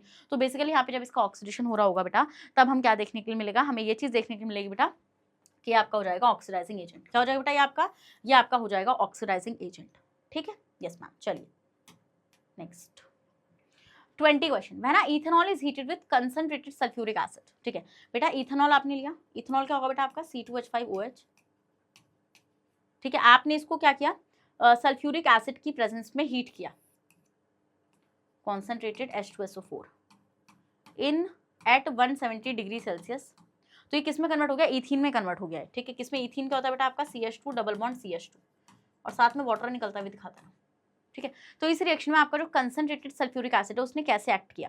पानी निकल रहा है, आप ध्यान से देखो, पहले आप इथेनॉल का स्ट्रक्चर खोल दो बेटा, इथेनॉल का स्ट्रक्चर। तो ये हो जाएगा आपका 2 कार्बन का H3 खोल दो बेटा, पूरा खोल के बनाना, क्योंकि आपको पता है ना, आप इसको ऐसे भी तो लिख सकते हो CH3 CH2OH, this is ethanol also, है ना? Yes ma'am. सो ये हो जाएगा आपका क्या? अब हम ये देखते हैं बेटा कि आपका ये जो सल्फ्यूरिक एसिड होता है, ये जो आपका कॉन्सेंट्रेटेड सल्फ्यूरिक एसिड होता है, this act as a dehydrating agent. ये किसकी तरह एक्ट करता है बेटा? डिहाइड्रेटिंग एजेंट की तरह आपका ये एक्ट करता है। अब आपके दिमाग में आपके उसमें एक सवाल आ रहा होगा कि मैम डिहाइड्रेटिंग एजेंट्स क्या होते हैं? बेटा डिहाइड्रेटिंग एजेंट्स आपके वो होते हैं जो पानी को लूज कराते हैं। तो हम देखते हैं बेटा यहाँ से OH निकलेगा और आपके दूसरे वाले कार्बन से H निकलेगा, इस वाले कार्बन से OH निकलेगा, दूसरे वाले कार्बन से H निकलेगा, और अब आपको क्या मिलेगा? देखो आप दोनों कार्बन के पास बेटा 2 H बचे हैं। Yes ma'am. तो बेटा ये इनको कार्बन की वैलेंसी कितनी होती है? कार्बन की वैलेंसी होती है टेट्रावैलेंट। तो बेसिकली जब कार्बन की वैलेंसी टेट्रावैलेंट होती है तो यहाँ पर 2 बॉन्ड तो लगाने पड़ेंगे ना आपको, क्योंकि अब कार्बन आपस में ही दो बॉन्ड का फॉर्मेशन करेंगे अपनी वैलेंसी को पूरा करने के लिए। समझ गए वाला पॉइंट या नहीं समझ गए? जल्दी बताओ, समझ गए ना? समझ गए नहीं समझ गए? तो यहाँ पे आंसर क्या हो जाएगा बेटा आपका, यहाँ पे जो आपका कॉन्सेंट्रेटेड सल्फ्यूरिक एसिड है वो किस तरीके से एक्ट कर रहा था बेटा, वो एज अ डिहाइड्रेटिंग एजेंट वो आपका एक्ट कर रहा था। कैसे बेटा, आपका एज अ डिहाइड्रेटिंग एजेंट आपका कॉन्सेंट्रेटेड सल्फ्यूरिक एसिड एक्ट कर रहा था। स्क्रीनशॉट ले लीजिए, क्या, now you can take a screenshot. चलिए ले लिया बेटा आपने इतने का स्क्रीनशॉट, यस मैम ले लिया हमने इतने का स्क्रीनशॉट। नेक्स्ट आएंगे क्वेश्चन नंबर 21। ये बोल रहे बेटा when a vegetable oil is treated with hydrogen in presence of nickel और palladium catalyst it form a fat, this is an example of. देखो ये किसका एग्जांपल है बेटा, देखो आपको पता है ये चीज मैंने आपको सिखाई है। क्या सिखाया बेटा मैंने आपको ये चीज सिखाई है। अरे यार क्या हो गया ये, रुको यार। क्या आपका जो वेजिटेबल ऑयल होता है, क्या आपका जो वेजिटेबल ऑयल है, मान लो ये आपका वेजिटेबल ऑयल है, ठीक है, this is vegetable oil. Vegetable oil क्या होगा बेटा आपका, वेजिटेबल ऑयल होता है आपका अनसैचुरेटेड। क्या होता है बेटा, वेजिटेबल ऑयल होता है आपका अनसैचुरेटेड। आप देख भी रहे हैं बेटा बीच में क्या है, बीच में आपका डबल बॉन्ड प्रेजेंट है, तो दिस इज अनसैचुरेटेड। अब ये क्या बोल रहे हैं बेटा, आपने इसको हाइड्रोजन के साथ ट्रीट किया, मतलब आपने यहाँ पे हाइड्रोजन के साथ इसको ट्रीट किया इन प्रेजेंस ऑफ कैटलिस्ट निकल एंड पैलेडियम, ठीक, कोई सा भी हो सकता है यहाँ पे। तो इसने एक फैट का फॉर्मेशन किया। बेटा होगा क्या, देखो ये होगा जब आप यहाँ पे हाइड्रोजन को ऐड करोगे ना, तो हाइड्रोजन क्या करेगा बेटा, इन दोनों कार्बन के साथ बॉन्ड बनाएगा। मतलब सिंपल सी बात है बेटा, यहाँ से ये बॉन्ड टूटेंगे, हाइड्रोजन एक इसके पास एक इसके पास, तो बेसिकली होगा क्या, होगा ये बेटा दोनों कार्बन पे हाइड्रोजन आ जाएगा आपका एक एक, और आर ग्रुप तो थे ही पहले से आर ग्रुप तो थे, ठीक है। तो इसका मतलब हम देख रहे हैं बेटा यहाँ पे कार्बन और कार्बन के बीच में सिंगल बॉन्ड आ गया। सो इसने क्या करा बेटा, ये आपका है वेजिटेबल घी, वेजिटेबल ऑयल से क्या बना बेटा, वेजिटेबल घी बना, and this is saturated which is not good for your health, है ना, and for my health as well. यहाँ पे हमने देखा बेटा ये पूछे कि किसका एग्जाम्पल है। आप देखो यहाँ पे हाइड्रोजन आपका ऐड हो रहा है, तो बेसिकली ये एक एडिशन रिएक्शन है। क्या है बेटा, ये आपकी एक एडिशन रिएक्शन हो जाएगी, क्योंकि हाइड्रोजन आपका कंपाउंड के अंदर क्या हो रहा है बेटा, यहाँ पे आपका ऐड हो रहा है। समझ में नहीं आया, समझ में, चलिए बताओ, स्क्रीनशॉट ले लो बेटा जल्दी से आप इतने का स्क्रीनशॉट ले लीजिए। ले लिया बेटा आपने इतने का स्क्रीनशॉट। चलिए मैम ले लिया हमने इतने का स्क्रीनशॉट, ठीक है, बढ़िया था क्वेश्चन, यस मैम मजा आ गया। Next, the soap molecule has, soap molecule जो होता है बेटा उसका हाइड्रोफिलिक, देखो यार सिंपल सी बात है, पहले आप खुद ही बना लो ना। सोप का मॉलिक्यूल बना हुआ, सोप किससे बना होता है बेटा, sodium is the sodium and potassium salt of long chains of carboxylic acid, ये आपका सोप होता है, ठीक है। तो मान लीजिए आपका सोडियम स्टीरेट है which is C17H35 CO positive, ठीक है। तो आप देख लो बेटा ये वाला जो पार्ट है ये हाइड्रोकार्बन पार्ट है, क्योंकि यहाँ पे आपका कार्बन और हाइड्रोजन ही प्रेजेंट है, so this is the hydrocarbon part, this is hydrocarbon part. ये क्या हो जाएगा बेटा, ये हो जाएगा आपका हाइड्रोकार्बन पार्ट, ठीक है। और ये वाला जो पार्ट है बेटा ये है आपका आयोनिक पार्ट है या नहीं है, यस मैम है। तो हम ये देखते हैं बेटा ये जो आपका हाइड्रोकार्बन पार्ट होता है ये आपका कैसा होता है नेचर में बेटा, इसको पानी से बड़ा ही डर लगता है, मतलब पानी से बिल्कुल नफरत करता है, तो दिस इज हाइड्रोफोबिक, और बेटा ये जो आयोनिक पार्ट होता है बेटा इसको पानी बहुत पसंद है, तो दिस इज हाइड्रोफिलिक। क्या हो जाएगा बेटा, ये आपका हो जाएगा हाइड्रोफिलिक। तो हम ये चीज ऑब्जर्व करते हैं, हम लोग क्या चीज ऑब्जर्व करते हैं कि भैया आपका जो हाइड्रोफोबिक पार्ट है वो बनाता है टेल, क्या बनाएगा बेटा, वो बनाएगा आपकी टेल, ठीक है। चलिए, और मुंडी कौन बनाएगा इसकी, देखो इसकी ऐसे मुंडी होगी, ठीक है मैम, ये इसकी मुंडी हो गई और ये इसकी टेल हो गई, तो मेरे से जिंदगी में कभी सही नहीं बन सकती, ठीक है। चलो, तो this is the head and this is tail. तो टेल किसकी बनी हुई होती है बेटा, टेल इसकी बनी हुई होती है हाइड्रोकार्बन पार्ट की, जो सोप के अंदर हाइड्रोकार्बन पार्ट होता है मतलब बेसिकली, ठीक है। तो इसकी टेल क्या हो जाएगी बेटा, टेल हो जाएगी इसकी हाइड्रोफोबिक। क्या हो जाएगी बेटा, टेल इसकी हो जाएगी हाइड्रोफोबिक, ठीक है, यस मैम, टेल हो जाएगी हाइड्रोफोबिक। और जो बेटा इसका हेड रहेगा, ठीक है, हेड क्या है बेटा, हेड इसका आयोनिक है, तो मतलब बेसिकली दिस इज हाइड्रोफिलिक। चलिए, तो बेटा ऑप्शन देख लो यार, आप यहाँ पे हाइड्रोफोबिक टेल है, कहाँ पे दिख रही है हाइड्रोफोबिक टेल, मुझे कहीं क्यों नहीं दिख रही, अच्छा ये तो रही hydrophobic tell and hydrophilic head, मतलब मेरा अलग ही दिमाग, मतलब मुझे दिख नहीं रहा, इतने हाइड्रोफोबिक हो गए मुझे दिख ही नहीं रहा। चलो स्क्रीनशॉट ले लो आप इसका, ठीक है, आप इतने का स्क्रीनशॉट ले लिया। नेक्स्ट क्वेश्चन देख लें, ओके मैम, चलिए देख लेते हैं नेक्स्ट क्वेश्चन नंबर 23।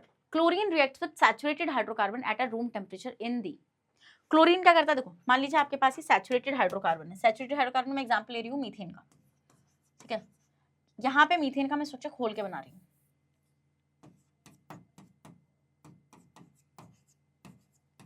ठीक ये किसके साथ रिएक्ट कर रहा है बेटा, ये क्लोरीन के साथ रिएक्ट कर रहा है ना। और आपको पता है यहाँ पे क्या करेगा बेटा, ये क्लोरीन जो है ये हाइड्रोजन की जगह ले लेगा, तो बेसिकली हाइड्रोजन को यहाँ से ये सब्स्टिट्यूट कर देगा। तो आप देखेंगे बेटा यहाँ पे आप कि भाई आपकी यहाँ पे क्या आ जाएगा बेटा, क्लोरीन आ जाएगा, जिसमें क्लोरीन आ जाएगा और साथ में आपका HCl निकल जाएगा। तो बेसिकली ये रिएक्शन होती किसकी प्रेजेंस में बेटा, ये रिएक्शन होती है आपकी सनलाइट की प्रेजेंस में। मैंने आपको बताया था बेटा यहाँ पे आपके सनलाइट की प्रेजेंस में ये रिएक्शन होती है। ठीक है, सनलाइट की प्रेजेंस में आपकी रिएक्शन होती है। ठीक है, एंड मतलब ये अभी आपके लेवल पे नहीं जानना है कि प्रेजेंस में क्यों होती है सनलाइट की। ठीक है, स्क्रीनशॉट ले लो इतने का, जल्दी से इतने का स्क्रीनशॉट ले लीजिए, ले लीजिए बेटा आप स्क्रीनशॉट।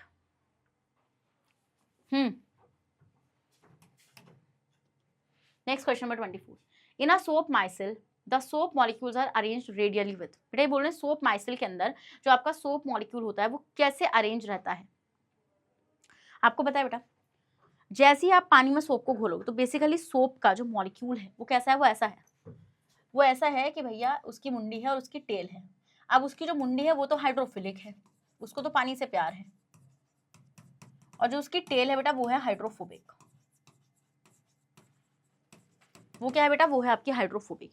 तो अब बेसिकली क्या करेगा, जैसे ही बेटा ये पानी में जाएगा, क्या है, जैसे ही आपका पानी में जाएगा तो होगा वहां पे क्या होगा, ये कि भाई ये ना एक ऐसे क्या बना लेगा, मतलब कि क्या बोलूँ मैं उसको, छोटे छोटे माइसल बना लेगा, ऐसे गुच्छे बना लेगा। तो बनाएगा कैसे, बनाएगा ऐसे बेटा, टेल अंदर मुंडी बाहर।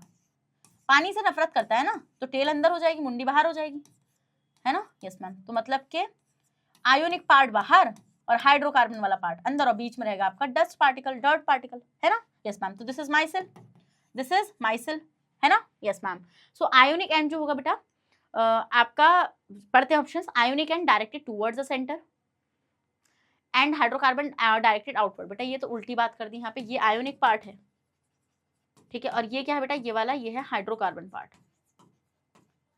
जो हाइड्रोकार्बन पार्ट है वो सेंटर के टुवर्ड्स है बेटा, और जो आयोनिक पार्ट वो बाहर की तरफ है। Next, hydrocarbon part and directed towards the centre and ionic and outwards. ठीक है बेटा, ऑप्शन क्या हो जाएगा, ऑप्शन आपका हो जाएगा बी। ऑप्शन क्या हो जाएगा बेटा, ऑप्शन आपका बी हो जाएगा। समझ में आया कि नहीं आया, बताइए जरा मुझे जल्दी से। इतना पॉइंट समझ में आया आप लोगों को? यस मैम, इतना पॉइंट हमें समझ में आ चुका है। ठीक है, लो जरा स्क्रीनशॉट इतने का, जल्दी से इतने का आप स्क्रीनशॉट ले लीजिए। ले लिया, चलो नेक्स्ट क्वेश्चन देखो यार, 25 क्वेश्चन। ठीक है, 25 क्या कह रहा है, वह ethanol reacts with sodium metal. ठीक है, जब आपका इथेनॉल जो है वो सोडियम मेटल से रिएक्ट करेगा, आओ जरा करवाना रिएक्ट। इथेनॉल पकड़ो यार, इथेनॉल क्या होगा, C2H5OH। जब भी किससे रिएक्ट करेगा, सोडियम मेटल से रिएक्ट करेगा, तो इट फॉर्म्स 2 प्रोडक्ट, तो वो 2 प्रोडक्ट के फॉर्मेशन करेगा। ये प्रोडक्ट आपके क्या होंगे, ठीक है, तो बेटा ये एक तो बनाएगा आपका C2H5ONA। ठीक है, यस मैम, और साथ में आपका क्या बनाएगा बेटा, साथ में आपका यहाँ से क्या रिलीज हो जाएगी, हाइड्रोजन गैस रिलीज हो जाएगी। यस मैम, तो आप देखो हाइड्रोजन गैस आपको किस में मिल रही है बेटा, ओहो क्या तगड़ा खेले, बट हमें मिल गया ऑप्शन, सोडियम इथॉक्साइड बनाता है बेटा, और साथ में आपके हाइड्रोजन गैस का फॉर्मेशन करता है।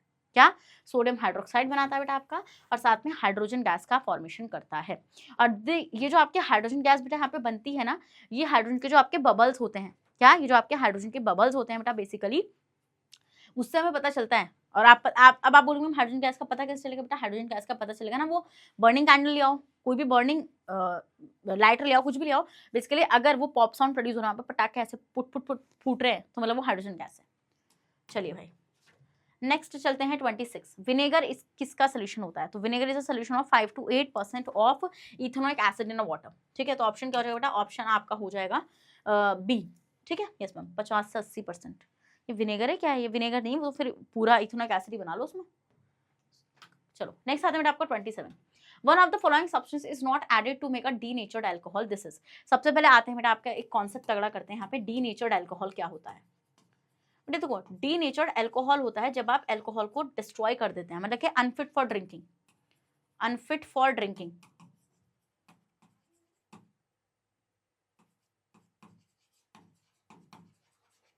बेटा अनफिट फॉर ड्रिंकिंग, जो पीने के लिए अनफिट होती है। ठीक है, दिस इज कॉल्ड बेटा डीनेचर्ड अल्कोहल। इसको हम लोग क्या बोलते हैं, इसको हम लोग बोलते हैं आपका डीनेचर्ड अल्कोहल। अब हम ये चीज ऑब्जर्व करते हैं बेटा, क्या हम लोग चीज ऑब्जर्व करते हैं कि आप इसको डीनेचर कैसे कर सकते हो। पहली बात, आप डीनेचर कर क्यों नहीं, देखो आपको पता है बेटा कि जो इंडस्ट्री में देखो अल्कोहल बहुत सारे कंपाउंड्स को बनाने में यूज की जाती है, तो बेसिकली जो इंडस्ट्री में अल्कोहल आती है बेटा वो काफी सस्ती होती है, गवर्नमेंट उस पर टैक्स नहीं देती है। तो अब वो भैया, अब दारू तो इथेनॉल है, तो दारू तो सभी चढ़ा लेंगे, तो सब ना पिए बेटा, मतलब ऐसे फालतू में उसका ओवर एक्सप्लॉइटेशन ना हो, तो उसमें क्या करते हैं हम कुछ ऐसी चीज़ें ऐड कर देते हैं जो मतलब कि ह्यूमन बॉडी के लिए हार्मफुल होती हैं, जैसे कि मीथेनॉल।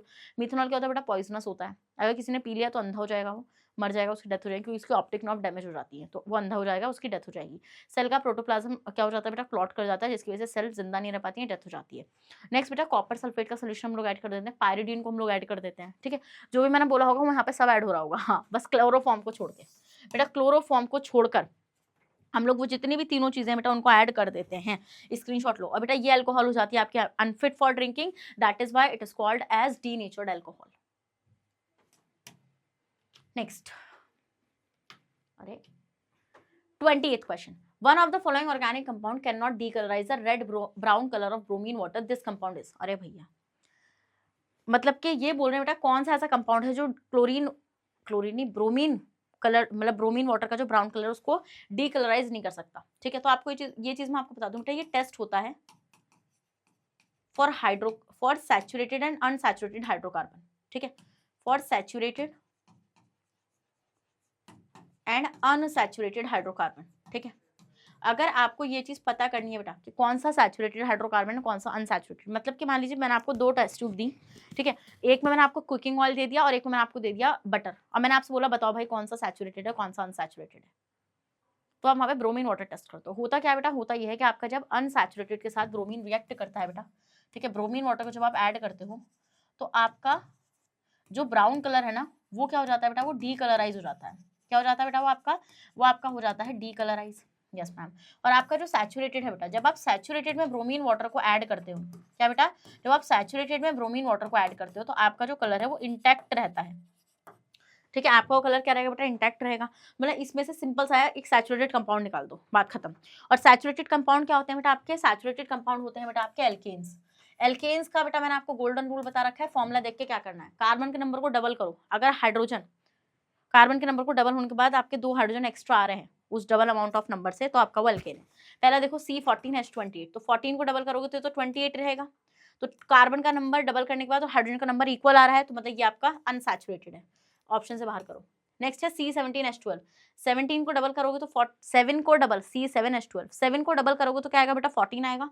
तो आपके हाइड्रोजन 2 कम आ रहे हैं, तो हाइड्रोजन 2 कम आ रहे हैं तो ये आपका एल्काइन है, इसको भी आउट करो लिस्ट से। नेक्स्ट है C16H14, बेटा C16 को बोल रहे हैं C6H14, तो आप इसको डबल करोगे तो 12 रहेगा। Yes ma'am. और हाइड्रोजन आपके 2 एक्स्ट्रा आ रहे हैं ना यहाँ पे आपके 14 हाइड्रोजन होने, तो बेसिकली यही आपका एल्केन है। तो वो इसको करोगे तो 18 और 16 ये आपका एल्काइन है, तो बेसिकली आंसर क्या हो जाएगा बेटा, आंसर आपका हो जाएगा C. Easy peasy lemon squeezy. जल्दी से बताइए, रेड हार्ट कमेंट करिए, सेशन को लाइक करिए। अगर कोई ये काम नहीं करेगा बेटा तो बहुत गलत बात है, हाँ बहुत ज़्यादा गलत बात ये आपकी हो जाएगी। चलिए स्क्रीनशॉट, अरे यार इस वाले का ले लो और इसको अपने कॉन्सेप्ट रजिस्टर में ऐड कर लो सारे के सारे। चलो भाई नेक्स्ट आते हैं बेटा 29, the substance which can produce brisk effervescence with a baking soda solution. ये बोल रहे हैं कि कौन सा सब्सटेंस है बेटा जो ब्रिस्क एफर्वेसेंस, बबल्स बुलबुले प्रोड्यूस करेगा जब आप उसको बेकिंग सोडा सॉल्यूशन के साथ ऐड करेंगे। इथेनॉल है ना, vegetable oil, vinegar, soap solution. बताइए जरा कौन है। तो बेटा आंसर क्या हो जाएगा, आंसर इसका हो जाएगा आपका विनेगर। क्या, विनेगर। अरे मैंने बताया तो था, मैंने आपको बताया तो था, सोडियम हाइड्रोजन कार्बोनेट के साथ रिएक्शन करा दो इसकी, तो CO2 नहीं मिलेगी क्या आपको, मिलेगी नहीं मिलेगी। यस मैम, वही तो ब्रिस्क एफर्वेसेंस प्रोड्यूस करेगी। Next, the chemical which is not required for the preparation of soap in laboratory. कौन सा ऐसा केमिकल है बेटा जो सोप बनाने में यूज नहीं किया जाता है।